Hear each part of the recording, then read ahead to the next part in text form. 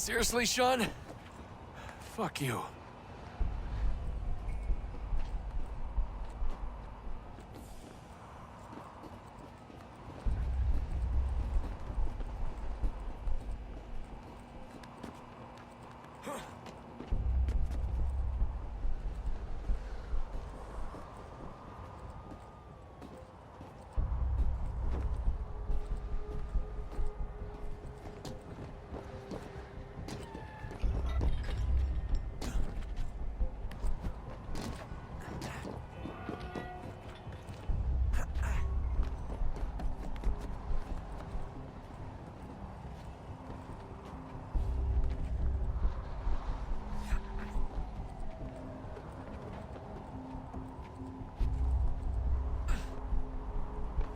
Jesus. Look on the bright side.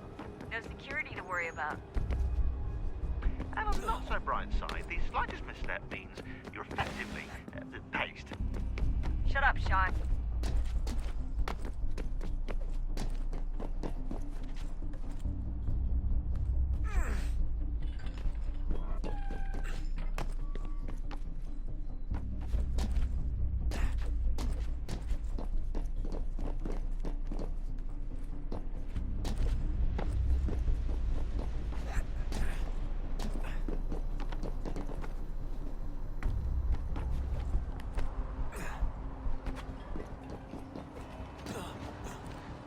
Almost there, Desmond. Once you reach the top of the lit-up crane, you should be high enough to make the jump. Should? It'll be fine, don't worry. Well, you might want to worry a little. I'm pretty sure she was high when she was running the numbers. Sean! A joke. It was a joke. Or was it?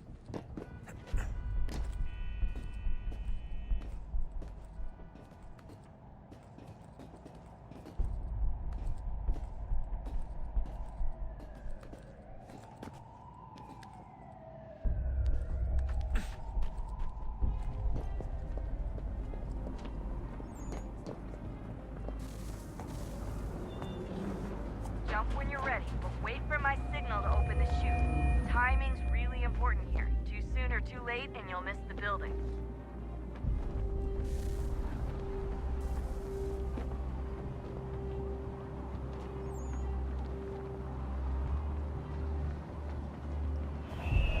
Now, open your chute.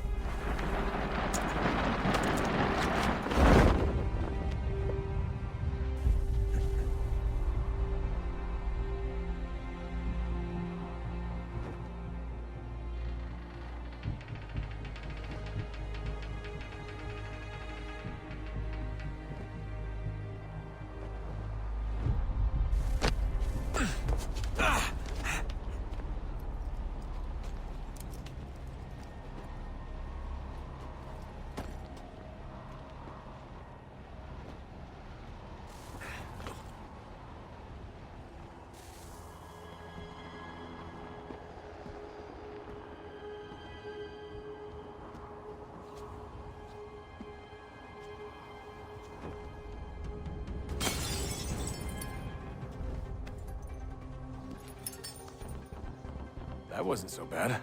So, you must be Desmond. Not exactly what I expected, but I guess your kind doesn't have many options these days. Who are you? Ask your father. Now give me that. I don't think so. Look, I'm not supposed to kill you, but the boss man didn't say anything about fucking you up. So you got to the counter. Oh!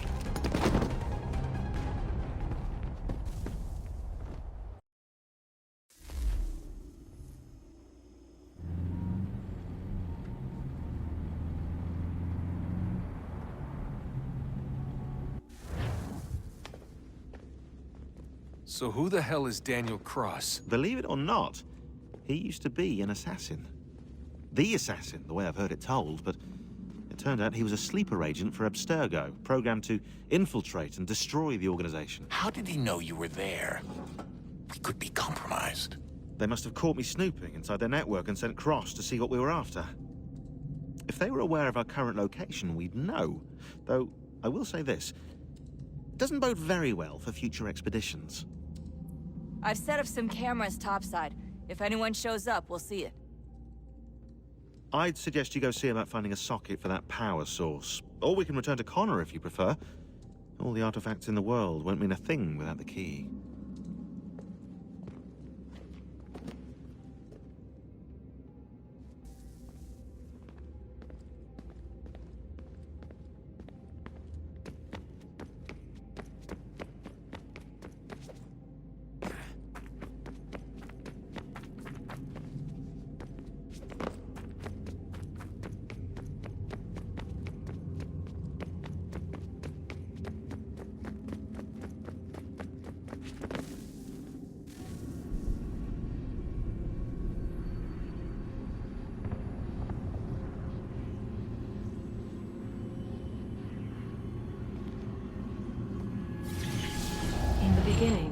When we thought we could be saved, we sought to face the sun's wrath and contain it.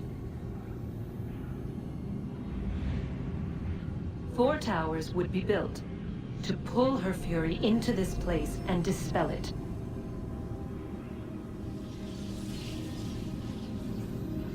But even with all we knew, with all we had, it would take too long. 1,000 years we could labor and still the work would not be done. The first tower was never completed. The project abandoned. We moved on. But while we labored on other endeavors, a few returned. They thought to automate the process. Metal might finish what flesh could not.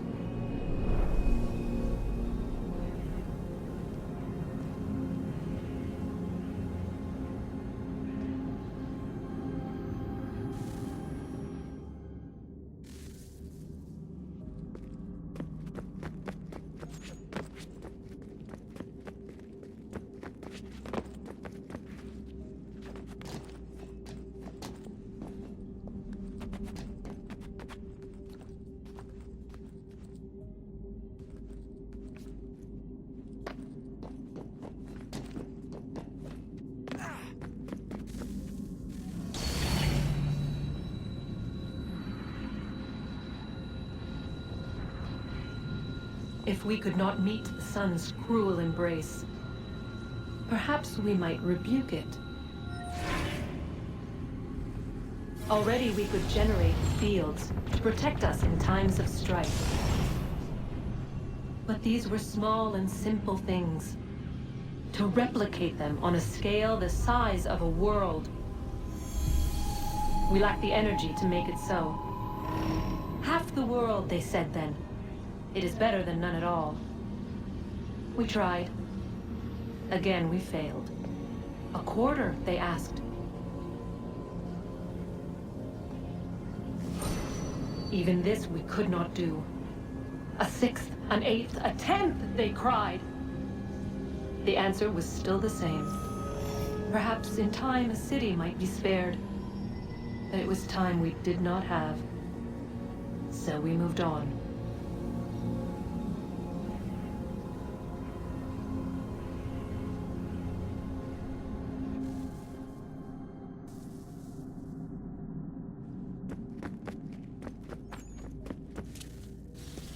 Wonder what's inside.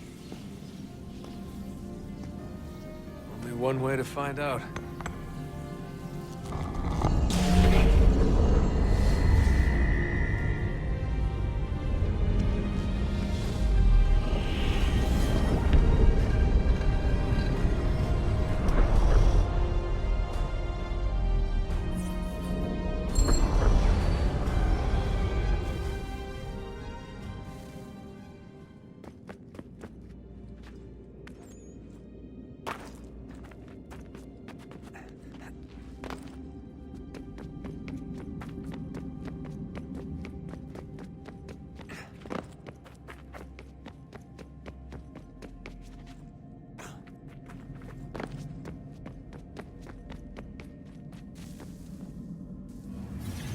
What is a fact?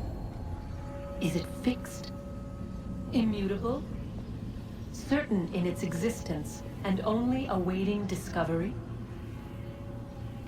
Or might it be changed?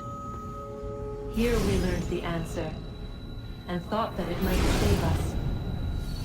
They were used to command, to control, to own. But we soon discovered another use. When enough sat in thrall and were told to believe, their thoughts took on form.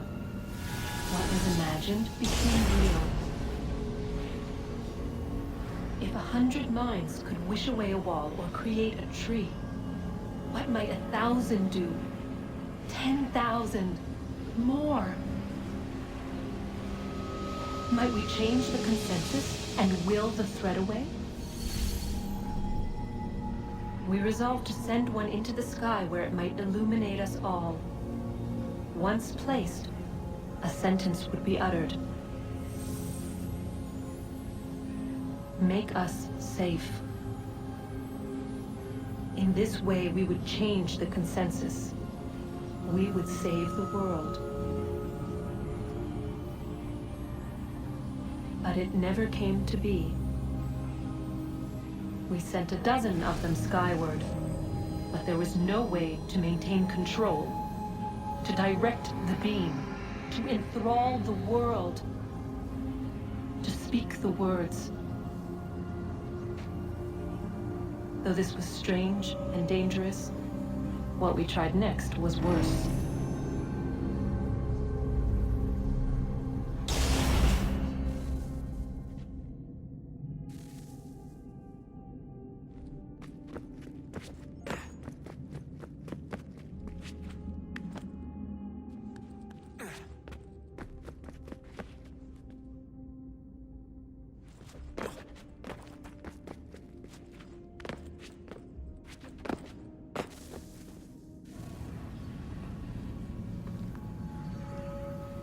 Our first instinct was to travel back, to change the past. But we could not find a way. But forward, we could look forward. And so here we sought to see beyond ourselves, and know what was to come. First we watched to learn if our work would succeed. But the answer was always the same. So we moved on to other things. But she remained. The one you call Minerva. In time, she too stopped looking, and instead began to speak. She called out across time, in the hopes that you might be saved. She hid messages where none might find them, save for you and those within this place. Fascinating. Tired of it. The cryptic warnings, the threats. Just tell us what you want! But they are. We saw the Nephilim there. We seemed like grasshoppers in our own eyes, and we looked the same to them. Imagine trying to explain all this to a 2-year-old, to a grasshopper. When they said the will of the gods was unknowable, they meant it. Literally.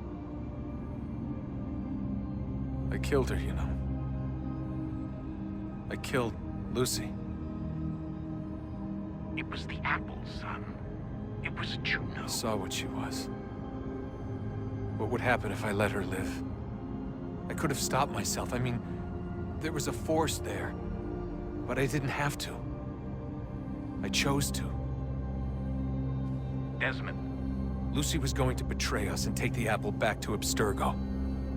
I saw the satellite launched. I saw them turn it on, and then it failed. Whatever's on the other side of that door, it benefits Juno. We need to be careful.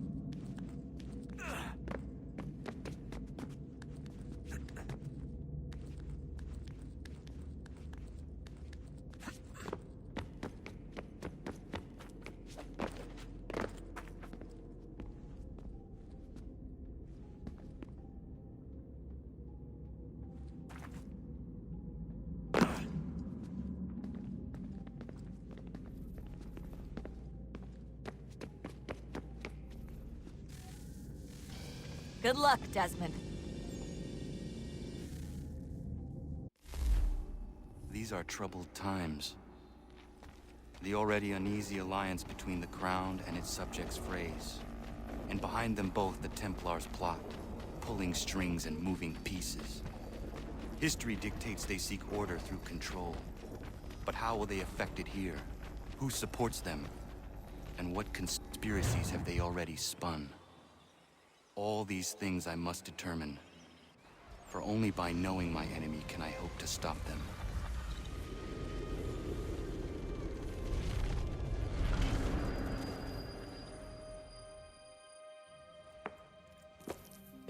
Connor! Spare a moment. Of course. Have a look. What is it? A Xingbao, or rope dart if you prefer. One of the many plans given to us by Xiao Yun to... Sorry. We'll have to work on this.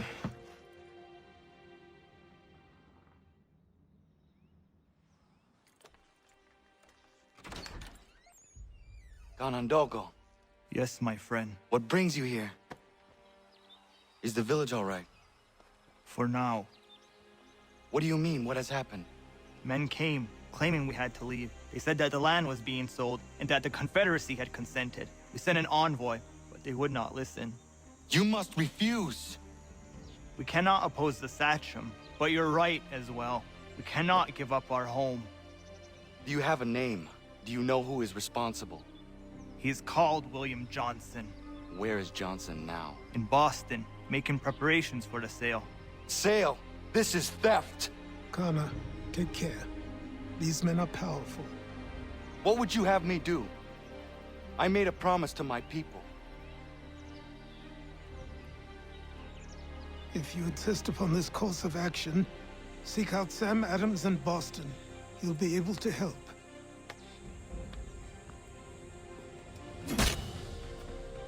What have you done? When my people go to war, a hatchet is buried into a post to signify its start. When the threat is ended, the hatchet is removed. You could have used a tree.